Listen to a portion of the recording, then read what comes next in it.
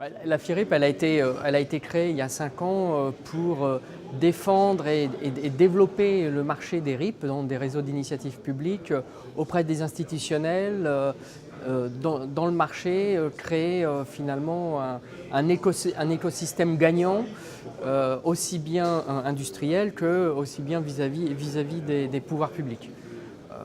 Mais cette mission, en fait, c'est un vrai succès.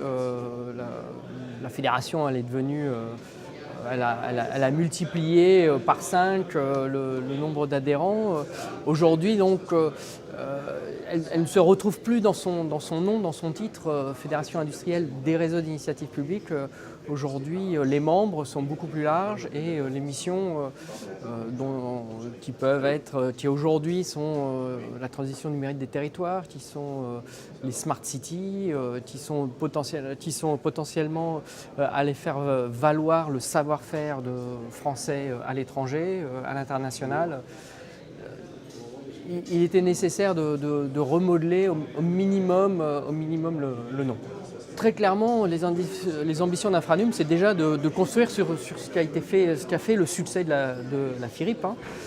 C'est-à-dire être peut-être l'agitateur, le troublion vis-à-vis ou l'aiguillon en tout cas en permanent auprès des institutionnels pour représenter les défis des territoires dans le domaine du numérique et notamment dans le domaine des infrastructures numériques. Donc, pour moi, voilà, le plus gros défi maintenant d'Infranum, c'est de porter les défis du territoire au niveau des infrastructures numériques et de donner un nouvel élan en fait, à la fédération des entreprises et d'ouvrir finalement des nouvelles portes. Alors, Infranum, en fait,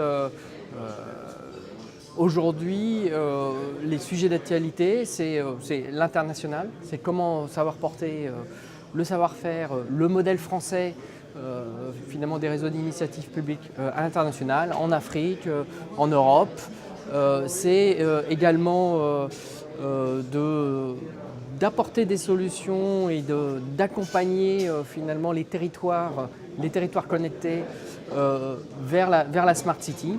Et bon, en tant que représentant de Nokia, je peux dire que ça, c'est que le début. Aujourd'hui, l'actualité de demain, ça sera l'infrastructure 5G, ça sera l'infrastructure vraiment fibre extrêmement granulaire dans les villes et sur tous les territoires.